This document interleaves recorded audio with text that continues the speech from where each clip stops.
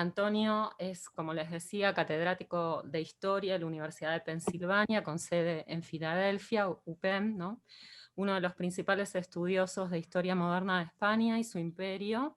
Es autor de varios libros, ¿no? Kingship y Favoritism in Spain of Philip III, ¿no? Entre 1598 y 1621. Hablando de España, ¿no? Que la primera versión fue en inglés y se tradujo en el 2019, y 4 volúmenes también coeditados, el último titulado The Imperial Wars entre 1420 y 1820, coeditado con Pedro Cardem y Fernando Bouzá. Y muchos otros tantos artículos. Recibió una beca Fulbright en Portugal, becas de investigación del Centro de Estudios Hispánicos e Iberoamericanos, la Fundación Luso-Americana, el Centro de Estudios Latinoamericanos y el Caribe de la Universidad de Nueva York, y bueno, distintas investigaciones, ¿no? Cuyo eje ahora se está centrando cada vez más en la España posterior a la Guerra Civil, entre 1939 y 1969. Antonio, bueno, vamos a empezar con la entrevista, ¿no? Por favor, aquí estoy y gracias por la presentación. Leí la versión española, que entiendo que en relación con la versión inglesa hay algunas modificaciones, ¿no? Porque fue posterior, entonces hay algunas notas, cuestiones que se agregaron. Y bueno, se nota mucho que, digamos, tu interés, que lo que se demuestra claramente, ¿no? En que toda la cuestión de la identidad y la nación española es una invención, ¿no? Este tema del constructo de esta identidad, de esta nación, que también se da, ¿no? Pues lo podemos ver en el caso catalán, castellano, vasco, portugués, ¿no? Y en relación con esto, ¿no? Este imaginario que está tan, del que vos, que parece, ¿no? Que te motivó en parte a escribir el libro, este imaginario tan fuerte, tanto a nivel público, ¿no? Como de sentido común, de esta convivencia pacífica, ¿no? Entre judíos, musulmanes, sin, ¿no? y americanos, ¿no? Esta idea de universalismo, indios americanos, africanos, como esta convivencia, este imaginario de convivencia pacífica, y cómo todos vuelven, ¿no? a la España moderna para hablar de este universalismo y de alguna manera invisibilizar todos estos problemas, ¿no? Que esta terrible xenofobia que ha invadido, o sea, que también invade Argentina, después vamos a hablar de eso, pero también ha invadido Europa, ¿no? Estos distintos ataques, estos procesos de separatismo, etc. Mi pregunta va por el lado de el público al que está dirigido, porque la motivación es muy clara y el punto se demuestra. Pero mi pregunta va a la cuestión de al público al que va dirigido el libro, ¿no? Vos hablás de esta idea universalista de España tolerante que se construye por parte de los intelectuales, de los académicos, de las autoridades, pero a mí me surge la pregunta del impacto del libro, ¿no? En Estados Unidos la public history tiene como mucho peso. Entonces, bueno, también quería pensar, o sea, me preguntaba por el público al que va esto dirigido, digamos, este texto. La reacción como historiador es muy compartida, pero... Gracias por la pregunta. Hay una cuestión que para mí siempre fue muy importante. Yo empiezo a trabajar sobre estos temas fundamentalmente desde dos posiciones. Yo comencé a pensar en este tema cuando empecé a leer a los historiadores del siglo XIX y del XX, y cómo los historiadores del XIX y del XX leían la literatura de la España moderna y construían unos determinados imaginarios, como tú decías, ¿verdad? Yo lo que quería, antes de meterme con las fuentes, precisamente quería entender cómo se había analizado en mi país, en España, ¿verdad? Pero como estaba trabajando en los Estados Unidos, mi otro punto de partida también era muy claro, el tema de la raza, no tanto el de la nación, como vosotros sabéis bien. El tema de la raza en los Estados Unidos es fundamental, no es solo una cuestión académica, es una cuestión social, es fundamental, es la forma en la que nosotros, todavía más en estos momentos, dialogamos unos con los demás, ¿no? Nunca tenía la ilusión o la creencia de que mi libro hubiera tenido ningún impacto fuera del mundo académico norteamericano. Pero una de las cosas que yo quería hacer es tratar de demostrar a mis colegas, sobre todo los que trabajan sobre los Estados Unidos, tratar de demostrar que cada sociedad ha construido una visión de su pasado determinada, ¿no? Raza es un término que puede significar lo mismo en todos los demás, pero la forma en la que las distintas sociedades lo han construido es distinta. Y aunque parezca mentira la forma en que una sociedad construye el concepto de raza, puede llegar a determinar las formas en las que nos relacionamos dentro de la sociedad. Entonces, yo tenía muy claro que primero quería influir o quería añadir una parte del debate dentro de la cuestión de raza y la cuestión de nación. Yo siempre, desde el principio, lo que me interesaba era el tema de la raza. Lo que pasa es que pronto me di cuenta que no se pueden distinguir una de la otra, ¿no? Que se construyen las dos al mismo tiempo, es una vida paralela, ¿no? Luego lo que realmente quería es que el libro se tradujese en castellano, que se publicase en castellano y que provocase de alguna manera una reacción en cómo los españoles vemos y analizamos nuestro pasado. Y en muchos sentidos eso es lo que más, yo entiendo perfectamente que los americanos ni se acuerden de mí, ¿verdad? Es, cuando me escuchan les parezco muy interesante, pero no les parece importante para entender su propio país, ¿no? Yo lo que quería era tener un impacto fundamentalmente en este país y en Latinoamérica. Debo decir que la verdad es que no he visto ningún tipo de reacción en ese momento, y es mi impresión. En este país, sobre todo, lo que domina es el discurso de nuevo del universalismo, de nuevo que, bueno, que nosotros no fuimos tan malos como los anglosajones en las Américas y este tipo de cosas. Y eso es lo que yo quería hacer. Pero bueno, como vosotros sabéis muy bien, la posibilidad de que un libro académico tenga un impacto más abierto y más popular es bastante difícil, ¿verdad? Y desafortunadamente mi libro es muy largo, tiene muchos detalles, tiene muchas cosas en el medio, muchos intelectuales por ahí, por aquí. Entonces, la verdad es que el público era académico en el primer término y luego era un intento de atraer a la gente que está interesada en estos tipos de temas, pero que no son excesivamente académicos. Y en ese sentido creo que no he sido capaz de tener ese impacto, ¿verdad? Que no, eso, pero es un poco lo que quiero hacer. Lo que quiero hacer es que creo que todos los países, si habéis leído El País hoy, no sé si leéis el periódico, pero si lo leéis hoy, hay un artículo en que dice que los europeos están empezando a repensar su pasado, sobre todo su pasado imperialista y colonial y cuestiones de raza y esclavismo. Y el artículo del País, que no es malo como información, solo menciona los casos de Inglaterra, de Holanda, de Francia, ¿verdad? No hay ni una referencia a la necesidad en España de hacer lo mismo. Nuestros colegas portugueses, de hecho, de nuevo van más adelante que nosotros. Si habéis seguido a Pedro Cardín y la obra de Pedro Cardín, os daréis cuenta que está penetrando no solo el mundo académico, sino también el mundo intelectual en general, ¿no? De una forma que en España no ha penetrado. Yo quería entrar en esa cuestión. Mi intención era, en muchos sentidos, entrar en este tipo de cuestiones, entrar en este tipo de debates y tratar de mostrar que, bueno, que lo que no puede hacer un país es seguir creando este tipo de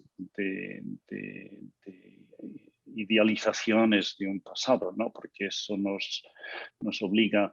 también hace varios años, en el verano, cuando empezaron a tirar todas las estatuas en los Estados Unidos, incluidas algunas de Colón, no sé si llegasteis a ver una sección en ABC en la que muchos historiadores escribían sobre estos temas de una forma que yo creo que era un poco tradicionalista en el buen sentido de la palabra, bueno, en el mal sentido de la palabra. A mí no quiero decir racista, pero ciertamente tradicionalista. Entonces, sé que me he enrollado un poco, pero la idea para mí era fundamentalmente entrar en un debate, en dos debates nacionales, en el debate de los Estados Unidos, porque creo que tenemos que analizar las distintas historias nacionales, no solo una, un ejemplo no sirve para todos, y al mismo tiempo un debate nacional dentro de España, y bueno, en muchos sentidos ha sido un fracaso. ¿Y qué crees que, digamos, impidió entrar en estos debates en la arena pública? En Estados Unidos es un poco más complicado, o quizás un poco más simple. La historia de España en el mundo académico americano no cuenta absolutamente para nada. Somos 5 personas y no tenemos ningún impacto en eso. Hay en lo que se llama la Ivy League en Estados Unidos, yo creo que enseñamos historia de España a 2 personas o 3 personas, ¿no? Y los departamentos de español, y me parecen maravillosos, cada vez son más latinoamericanos que de España, ¿no? Entonces, si hay una historia o una nación marginada desde una forma intelectual, es la historia de España, ¿verdad? Cierto, la historia de Francia, bueno, cada vez hay menos gente, la historia de Italia cada vez menos gente, pero tienen un pedigrí que les da todavía tienen un impacto intelectual dentro del mundo académico, ¿verdad? Que no tenemos los que hacemos historia de España, ¿no? Yo soy profesor en una de las mejores universidades de los Estados Unidos. Yo soy el primer profesor de historia de España en toda la historia de esa universidad.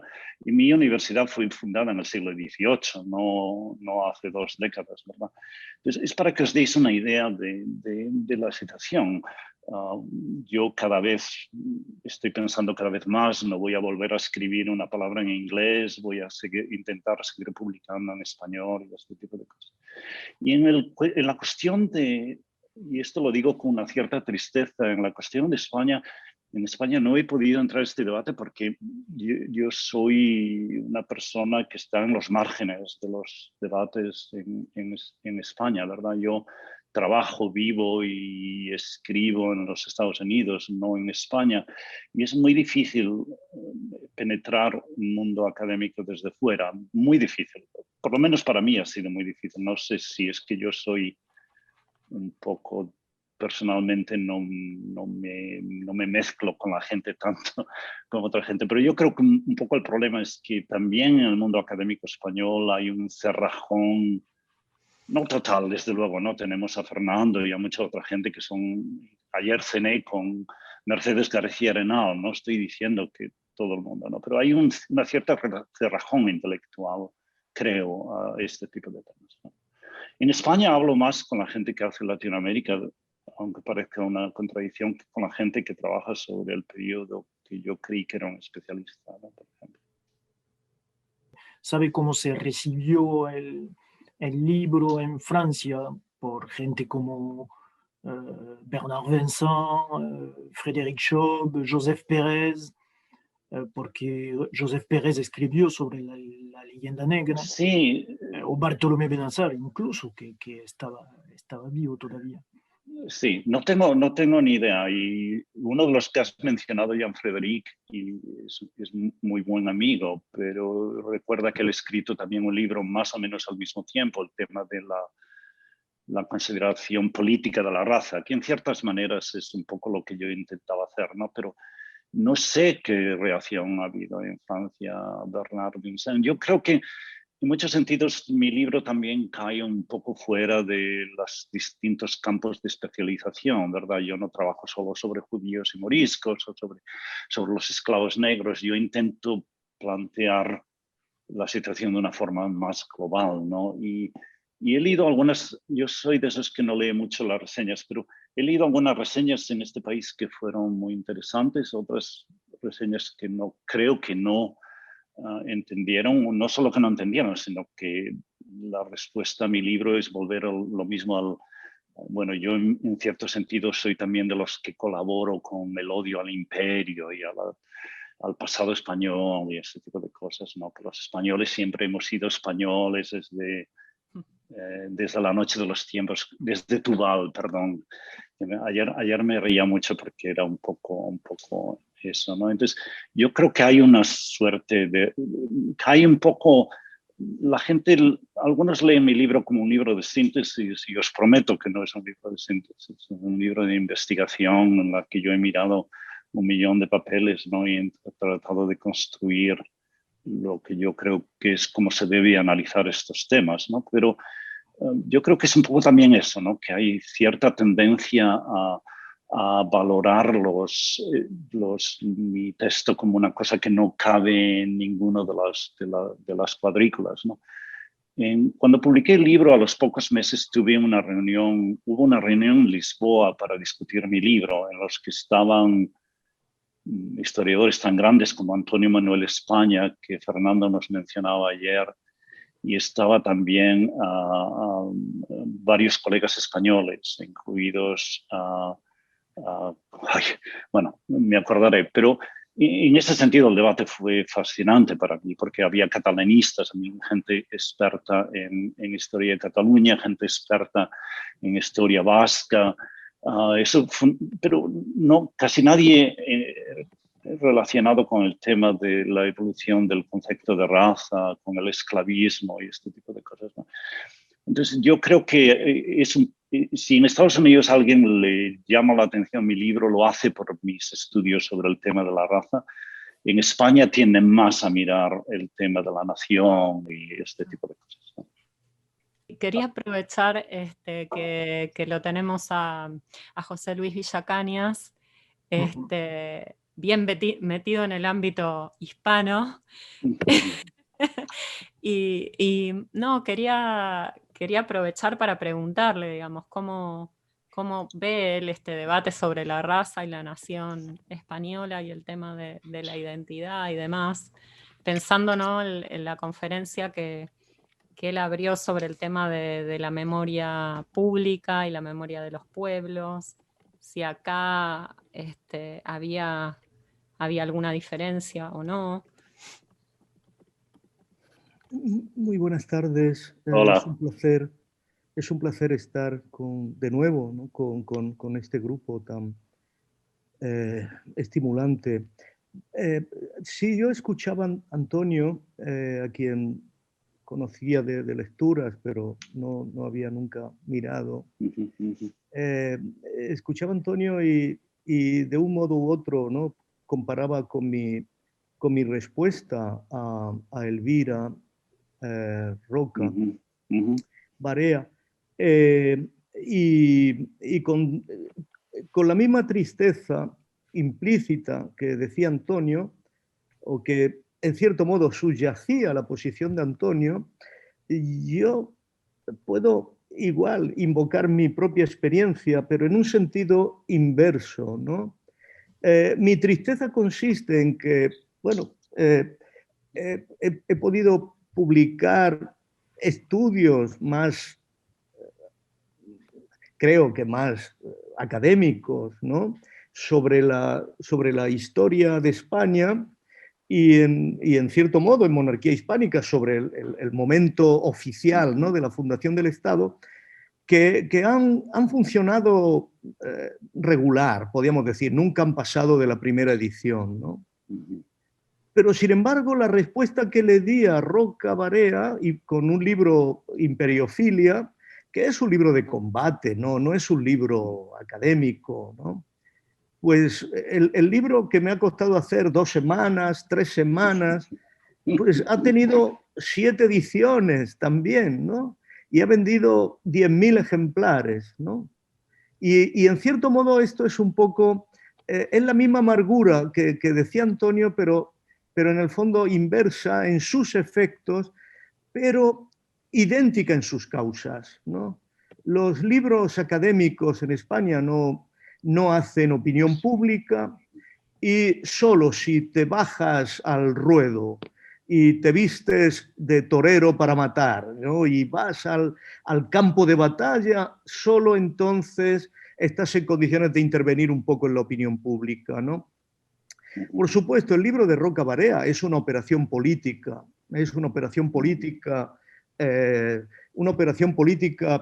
que es paralela a este movimiento que podemos identificar en la foto de Colom, ¿no? Este movimiento de sociedad civil catalana que reúne a Vox, reúne al PP, reúne a Ciudadanos y reúne el alma, atención a esto, reúne el alma de cierto partido socialista, ¿no?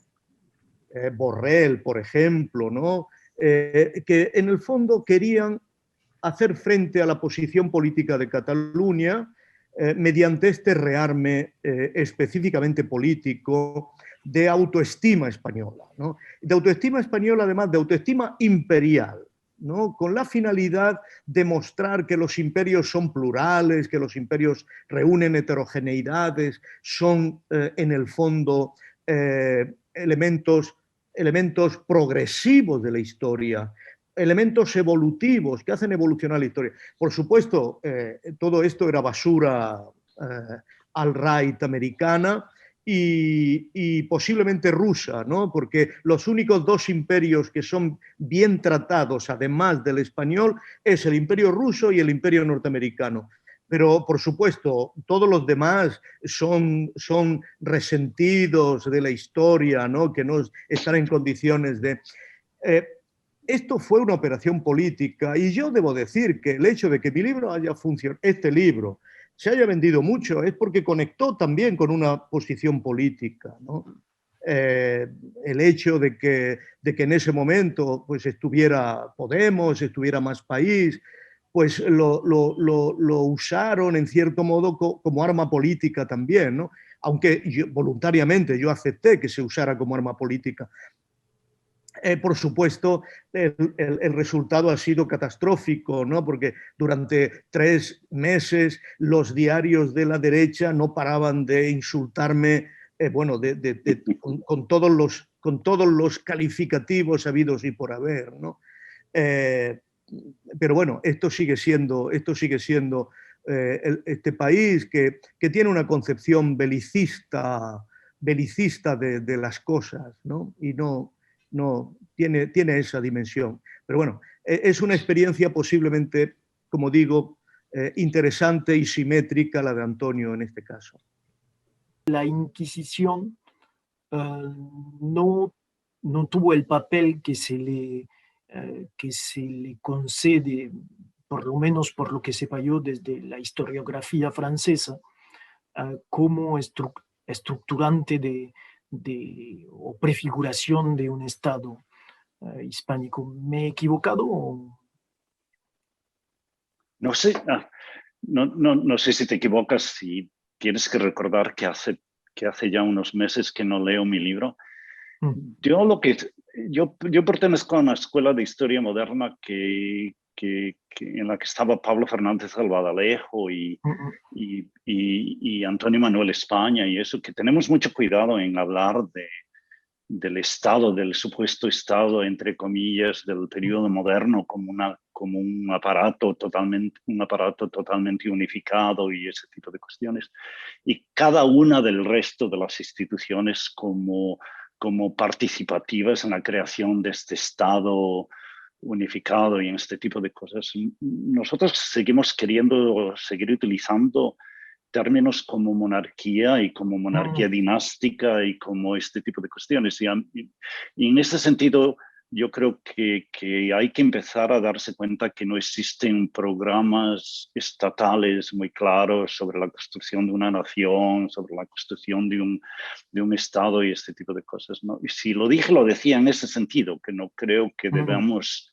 que debamos coger una institución y decidir que esta institución es la que implementó un programa de ortodoxia y este tipo de cosas, ¿no? Yo creo que la situación en el periodo moderno es más complicada, y por eso yo hablo constantemente del tema de la fluidez de los conceptos, de la fluidez de las políticas, de la necesidad de entender los cambios, de la necesidad de entender como unas...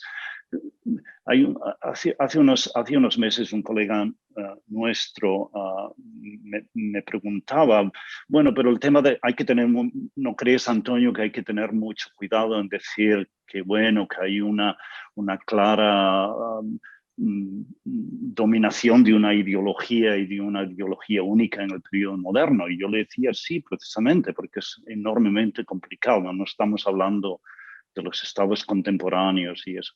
Entonces lo decía en ese sentido. No es que crea que la Inquisición no tuvo un impacto tremendo en la construcción de una serie de imágenes, no solo de conversos y moriscos, pero también de cristianos, y que ese tipo de construcciones fueron en ciertos momentos utilizadas para construir lo que luego se convertiría en la visión más nacionalista de eso. No quiero decir eso. Y sí creo que hay que seguir recordando que la Inquisición fue fundamental en la persecución de una serie de minorías, que no tenemos que aceptar las opiniones de Keymen, que no eran tan malos, que no eran tan asesinos, que no eran este tipo de cosas. La Inquisición tuvo unos efectos tremendos en la construcción de una ortodoxia. Pero lo que no quiero decir nunca es que la Inquisición es la que era el aparato, el martillo de un Estado, porque yo ese tipo de cosas no me parece que responden a esa realidad. Entonces,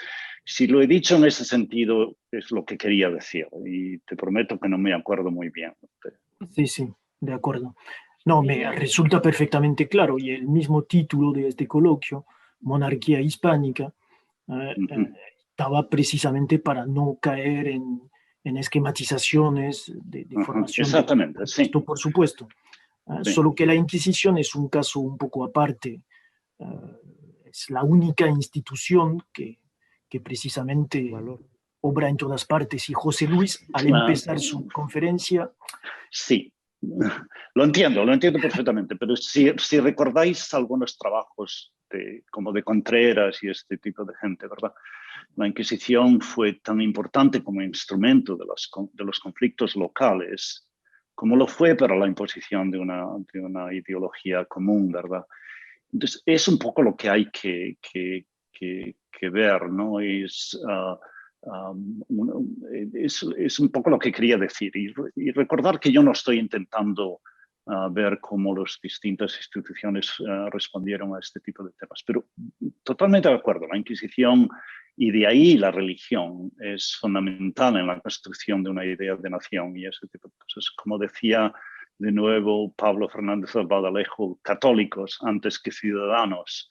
Y en este sentido, en este juego, el tema de la Inquisición es fundamental. Pero lo que intento decir es que, bueno, mi trabajo era un intento de evaluar las distintas partes de este proceso y no solo una parte. Y creo que estaríamos de acuerdo que a partir del siglo XVII la Inquisición en muchos sentidos pierde muchos de los sentidos que tenía anterior, incluso como ceremonial público, ¿verdad? Hay que recordar que los autos de fe comienzan a desaparecer, se meten en las iglesias, este tipo de cosas, ¿no? Y el debate sobre, por ejemplo, los judíos mallorquines en el 18 demuestra un poco también las limitaciones de este tipo de instituciones, ¿verdad? Es lo que quería decir, no era un intento de decir eso, pero y en ese sentido yo creo que lo que yo quería insistir es que la construcción de una idea de nación en España tiene mucho que ver con la castellanización del proceso, ¿no? Con la Inquisición españolización de eso. Lo que yo intento recordar a la gente es que hay que volver a recuperar el tema del activismo castellano y el activismo de la ideología castellana y que bueno, que la ideología catalanista es inventada, pero también son las demás. Es un poco lo que quería decir. No, me pareció muy, muy interesante en este proceso, ¿no?, de castellanización, este paralelo que trazás en el libro entre la actitud de los españoles peninsulares y los criollos, ¿no? Este tema de la invisibilización, ¿no?, de los indios americanos y de los mestizos, ¿no? Esta necesidad de la pureza del blanco que también aparece en los criollos. Y entonces, en relación con esto, te quería preguntar si habías leído sobre la repercusión que habían tenido los dichos de nuestro presidente, en relación, digamos, de Fernández, ¿no?, a este tema de que los argentinos vinieron de los barcos, ¿no?, y mientras los brasileros venían de los mexicanos, de los indios, ¿no? Demostrando que, por lo menos a pesar de todos los cambios que ha habido en Argentina desde el 2001, ¿no?, con los movimientos de mestizos, de los indígenas, etcétera, ¿no?, este problema de las tierras y demás, desde el poder, ¿no?, es muy fuerte este discurso de invisibilidad, de cómo otras, por más que en el mundo académico hace rato que se viene estudiando y discutiendo de cómo otras etnias, como por ejemplo los africanos, ¿no?, también vinieron en barcos, ¿no?, y también participaron de las guerras de independencia, etcétera, ¿no?, también han hecho a esta nación que no es tan blanca, ¿no?, pero que se cree la más blanca de Latinoamérica. Entonces, bueno, ¿qué opinión te merecía eso? Si habías visto algo de la repercusión de esos dichos. Después te quería preguntar por el tema de tus investigaciones, ¿cómo sigue esta investigación sobre la cuestión de la nación y la raza?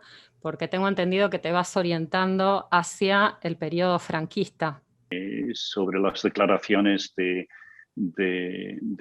vuestro presidente, pero no me sorprenden absolutamente para nada, ¿verdad? Porque este es el discurso que se crea sobre todo a partir del 18, y si no se sigue manteniendo es porque la gente ahora tiene que tener cuidado con las cosas que dice. Está claro que él no se acordó de que hay que tener cuidado con este tipo de cosas, pero siempre se ha valorado así. Desde el 18 se valora el portugués brasileiro como un mundo mucho más mezclado, mestizo, menos puro y este tipo de cosas. Mientras que los argentinos, los mexicanos y este tipo de eso, como decían ya en el 18, nosotros nunca nos hemos mezclado con nadie, siempre hemos mantenido la puridad de ese tipo. No me sorprende para nada. Lo que me sorprende muchísimo ahora es que alguien se atreva de tener este tipo de opiniones, ¿no?, en un mundo en el que estamos mostrando la complejidad de nuestras sociedades, ¿verdad? Es como si ahora el presidente de los Estados Unidos dice que los negros americanos, bueno, son todos alienígenas, ¿no? Una cosa así, que no pintan nada en nuestra sociedad, ¿no?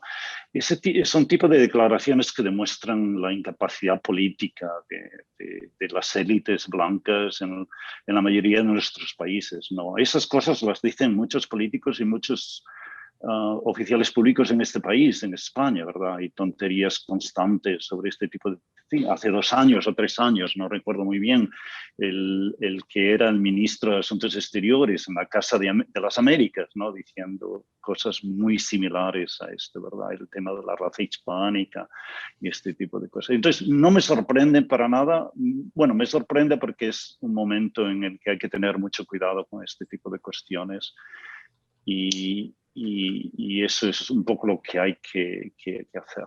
La otra pregunta tiene más que ver conmigo. Yo no voy a seguir trabajando sobre el tema directamente sobre el tema de la nación y la raza en el mundo contemporáneo. Es como empecé mis trabajos, como os decía el otro día. Mi primer trabajo sobre estos temas, y nadie lo ha leído en su vida, es el trabajo sobre la creación de 2 instituciones públicas, el Museo de las Américas en Madrid, la forma en la que fue estructurado y cómo se habla del imperialismo español en el Museo de Américas. Si alguna vez tenéis la oportunidad de ir, os recomiendo que vayáis y vayáis con los ojos abiertos.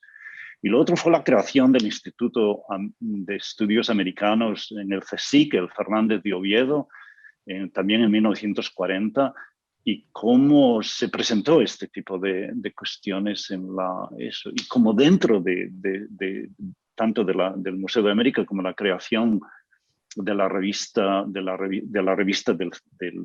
CSIC, del Instituto Fernández de Oviedo, es un poco lo que me interesó, y como sabéis muy bien, el discurso franquista sobre la hispanidad y este tipo de cosas. Bueno, empecé con eso y con la creación del Día de la Raza, el día 12 de octubre como el Día de la Raza y ese tipo de cosas, y cómo fue evolucionando, y incluso los primeros pinitos de Américo Castro hablando también de estos temas y defendiendo estos temas también, ¿no? Eso fue como yo comencé, pero yo no voy a volver a esos temas. Yo lo que quiero, precisamente porque me estoy haciendo viejo, lo que quiero es analizar la España de Franco, porque es la España de mi historia también, ¿verdad? Yo soy descendiente de miembros del Partido Socialista durante la República y la Guerra Civil, personas que estuvieron en la guerra, personas que acabaron presos por muchos años, gente perseguida, mientras que mi padre estaba en el ejército, como buen gallego, en el ejército de Franco y este tipo de cosas. Entonces, yo lo que quiero es entender la España que viví en muchos sentidos, ¿no? Entonces, es cierto que hay parte nacional de eso, pero los gallegos, a pesar de todas las cosas, aunque hemos sido muy patriotas, por lo menos durante Franco no éramos muy nacionalistas, ¿no? En ningún sentido. Entonces, el tema ese me interesa menos. Yo lo que quiero ver es cómo se construye una sociedad como la sociedad franquista después de una república y una guerra civil. Eso es lo que estoy intentando analizar. Y en ese sentido, el tema de la raza no tiene ningún impacto dentro de la sociedad. Y el tema de la nación y de las naciones dentro de ese mundo estaba tan enormemente reprimido que es difícil percibirlos. Ayer leía un documento de la Secretaría General del Estado, un poco la central de policía, sobre mandan al Ministerio de la Gobernación constantemente cada semana un informe sobre distintas zonas, ¿no? Y una de ellas hablaba de un grupo de gente que en 1941 que mostraba sus oposiciones al régimen y eso. Y entonces, para demostrar lo que estaba pasando, decía, bueno, y es que está lleno de separatistas vascos. Entonces, este tipo de cosas las lees, pero como un tema de debate no es tan importante para el trabajo que quiero hacer, aunque todavía no tengo muy claro lo que quiero hacer. Sé que no te he respondido, pero casi, ¿no? Exactamente sobre el proceso de castellanización, ¿no? ¿En qué sentido lo usas? Porque, claro, la comparación con el proceso de anglización es temporalmente asincrónica, ¿no? En cierto modo. Por supuesto, lleva en el proceso de la construcción de la Gran Bretaña, lleva consigo procesos políticos de integración, de parlamento amplio, que nunca se dan en el caso del Estado español, ¿no? Pero la pregunta de en qué sentido lo empleas, si un proceso de cultura, un proceso político, porque la pregunta tiene el espíritu de llamar la atención acerca de un posible anacronismo también, ¿no? Y yo estoy de acuerdo con la Escuela de Albadalejo y con tus comentarios acerca de que la noción de Estado moderno debe acotarse temporalmente, ¿no? Y creo que es mejor hablar, en el caso de la monarquía hispánica, de un patrimonialismo, ¿no? Que de una construcción estatal, ¿no? Ahora, el patrimonialismo tiene ciertos límites, ¿no? Necesita instituciones, etc. Pero claro, hablar de castellanización como si en el fondo hubiera detrás una fuerza protonacional o nacional, ¿no? que presionaba al patrimonialismo para imponer una homogeneidad castellana en todo el territorio de la monarquía, es posiblemente excesivo. Yo efectivamente hay una voluntad de castellanización por parte del patrimonialismo de la monarquía española, pero no veo ninguna presión nacional castellana para imponer su forma nacional al resto de la monarquía. Podríamos decir que la monarquía quiere castellanizar a todo el mundo desde el punto de vista estrictamente político de que, dado que Castilla es el territorio con menos derechos políticos, pues castellanizar a todo el mundo es privar de todos sus derechos. Y en este sentido funciona, pero no porque existiera una presión popular nacional castellana en favor de la nacionalización. Yo en las fuentes registro justo lo contrario. Cualquier castellano, desde Alonso de Cartagena hasta, desde luego, en la monarquía clásica, hasta Saavedra Fajardo, todos están echando de menos instituciones como las aragonesas o las catalanas, ¿no? Están pidiéndole al rey patrimonial que funde unas verdaderas cortes, ¿no? Y en este sentido todos tienen una voluntad de aragoneizarse o catalanizarse, pero claro, el patrimonialismo tiene otra lógica. Entonces, darle la relevancia al proceso de castellanización puede ocultar que realmente es un proceso de patrimonialización real, ¿no? Un proceso de homogeneización en el que la cultura castellana es eficaz porque no tienen derechos políticos, así de sencillo. No sé cómo lo ves, Antonio. Sí, no, Quizá me he permitido ser un poco más polémico de lo que permite la reunión, ¿no? No, al revés, por favor. Eso es precisamente lo que se debe buscar, tratar de integrarnos en una cuestión. Y cuando yo hablo de castellanización, lo hablo no porque yo crea que exista una clara conciencia nacional castellana, es una cosa mucho más complicada que eso. Si hubiera dicho eso, estaría en contra de todas las premisas de mi libro, en la que hablo que las construcciones de una idea nacional es un proceso largo. Y cuando hablo de cuando los historiadores británicos hablan de anglización y yo hablo de castellanización, lo hablo en esta idea de que la pieza dominante en esta compleja monarquía española, la pieza dominante y la que debería seguir siendo dominante es la castellana. Y a partir de una serie de cuestiones empieza a haber una analogía muy clara entre Castilla y España. Empieza a confundirse las dos cosas, incluso el lenguaje, ¿verdad? Un lenguaje que era castellano, poco a poco comienza a ser llamado español. Una cultura que empieza a ser, que era castellana, predominantemente castellana, empieza a verse como es un monarca que es un monarca de España. Mucha gente, tanto los castellanos como los catalanes, empiezan a verlo como un monarca castellano, fundamentalmente castellano, con unas tradiciones. Yo sé, lo que no quiero decirte es que creo que esto requiere un diálogo o una cosa mucho más larga, ¿no? Y yo entiendo muy bien este tipo de cosas, pero lo que quiero recordarles a la gente es que lo que ellos llaman nacionalismo español no nació en 1939 o 1936. Es un proceso muy largo y es un proceso que tiene unas raíces en la creciente predominación, en la preeminencia de las ideas castellanas y de las ideas políticas castellanas. Esto es lo que quiero decir. No quiero decir que existe una conciencia de castellano. Y yo estoy de acuerdo contigo. Muchos castellanos quieren instituciones que le permitan resistir.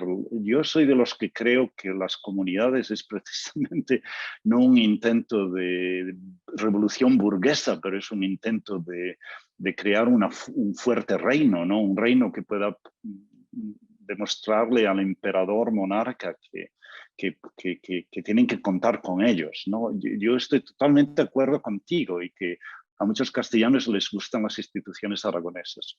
Desafortunadamente para ellos, poco a poco el modelo castellano cultural, lingüístico, político se convierte en el lenguaje.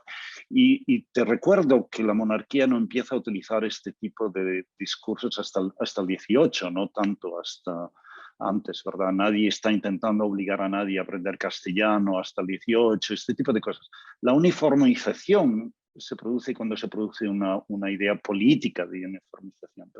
Pero, como te digo, es un tema muy largo y te agradezco muchísimo, que es una pena que no tengamos a Alba D'Alejo aquí porque nos daría un palo a los dos probablemente, ¿no? Pero es un poco la cuestión, ¿no? Yo estoy de acuerdo contigo, es mucho más compleja. Por ejemplo, la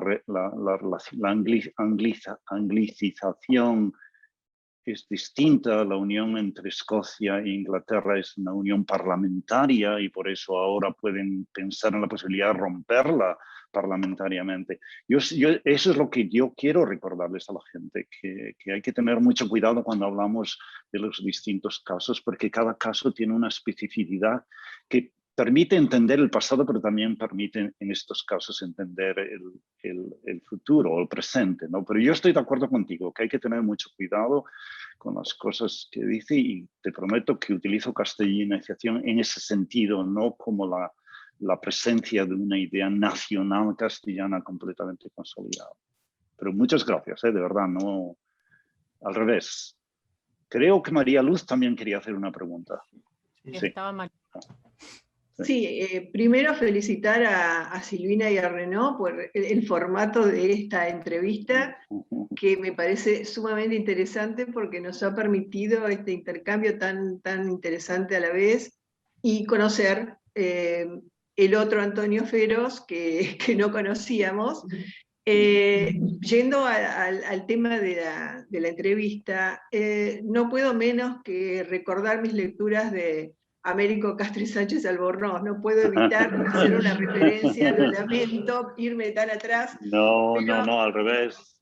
Pero Américo Castro, los dos son muy interesantes y por una cuestión de tradición historiográfica en Argentina se conoce más a Sánchez Albornoz, pero a mí me ha parecido sumamente interesante su propuesta de crear como una categoría propia para el análisis de la historia de España, porque él consideraba que había una autoctonía en esa historia, etcétera, ¿no?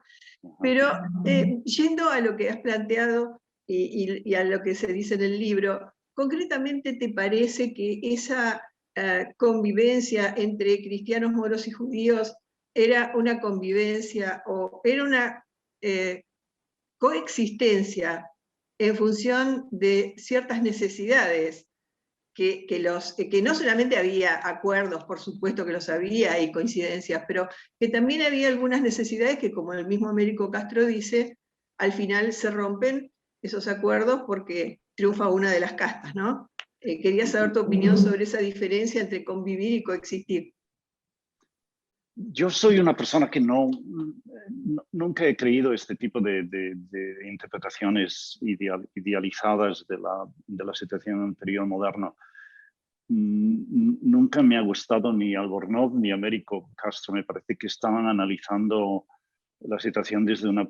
Yo leí muchísimas cosas de Américo Castro antes de que fuera famoso, el famoso Américo Castro, y él estaba encargado de una de las revistas hispánicas y este tipo de cosas, ¿no? Pero yo recuerdo un libro que para mí tuvo un impacto muy grande, que es el libro de Nirenberg, de David Nirenberg, que se llama Comunidades de Violencia, Communities of Violence, en la que es un intento de mostrar, aunque no con la profundidad archivística que a algunos de nosotros nos hubiera gustado, intenta demostrar que el periodo medieval es una situación en la que, bueno, que existen distintos grupos de población y debido a unas circunstancias políticas tienen que vivir juntos o no tienen que vivir juntos.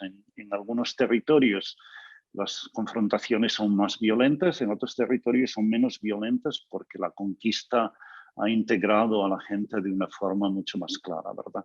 Entonces, para mí es mucho más interesante que analicemos casos concretos de esta situación que creemos una teoría sobre la coexistencia, la convivencia, ¿verdad? Menocal, por ejemplo, intentó demostrar que había una suerte de paraíso cultural, ¿no?, en el mundo hispano, en la que la poesía árabe del Reino de Granada influía en los demás sitios, pero este tipo de intercambios culturales no significa la aceptación de ningún tipo ideas e ideologías contrarias, ¿no? Es la existencia de una comunidad. Es como si yo ahora digo que la influencia del hip hop en los Estados Unidos demuestra la gran coexistencia entre la cultura negra y la cultura blanca, ¿verdad? Es una cosa un poco más complicada que eso. Entonces, para mí, los trabajos que han realizado la gente que está alrededor de Mercedes García Arenal es un intento mucho más claro de demostrarnos la complejidad de esta. Hay un libro, Catlos, hay un libro de un autor americano. El nombre deletreado es, el apellido deletreado es C-A-T-L-O-S, Catlos, o una cosa así. Espero que sea así. Si no me sale bien, me lo preguntáis, me mandáis un email y os lo digo. Él escribió un libro muy interesante. Por eso, Villacañas están diciéndonos que es Catlos. Es un libro excelente, que os recomiendo. No los libros que ha escrito últimamente, que son una especie de service, mirar un poco la generalidad, pero tiene un libro, su tesis doctoral es un libro sobre la coexistencia o no de grupos musulmanes y grupos cristianos en las zonas de Aragón.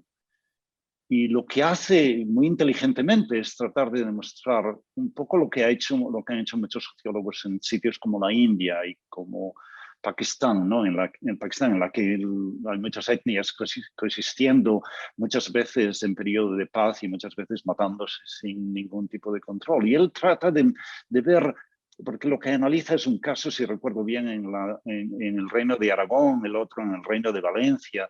Este es el tipo de cuestiones que nos muestra la posibilidad de analizar ese tipo de sociedad mucho más interesantemente, ¿verdad? Porque si me preguntas qué pasa en Castilla, te digo lo que ya Yves Khaldun decía en el siglo XIV, ¿verdad? Que los castellanos moros estaban totalmente integrados y se estaban absorbiendo la cultura cristiana y ya no eran moros, ¿verdad? Ya no eran nada irreconocido, pero si me preguntas lo que pasaba en Aragón o lo que pasaba es...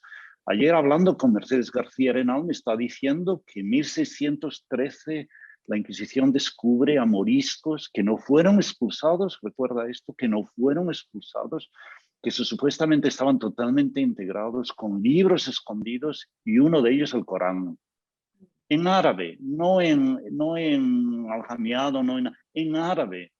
Entonces, lo que intento decirte es que la situación era mucho más complicada, que no tenemos que ver las conexiones culturales o las influencias culturales como una existencia de un mundo como describía Américo Castro antes de eso. Y yo creo que lo bueno de la historia de ahora es que, como estáis haciendo en esta reunión, ¿verdad?, que nos muestra las complejidades de estos procesos, y yo creo que es lo que a mí particularmente me parece más interesante, ¿no? Sé que no te respondo totalmente, pero es porque no quiero meterme en líos. Porque en mi país hay muchos americocastristas y yo todavía no entiendo muy bien por qué. En Estados Unidos, digo, no en mi país, no en España, pero en Estados Unidos. Sí. Tiene un impacto enorme. Entonces, Sí. nunca he entendido muy bien por qué. Tal vez porque no era historiador. Quizás, sí, bueno, pero tampoco quiero decir eso. No lo dijiste tú, lo dije yo. Sí, por eso. Sí.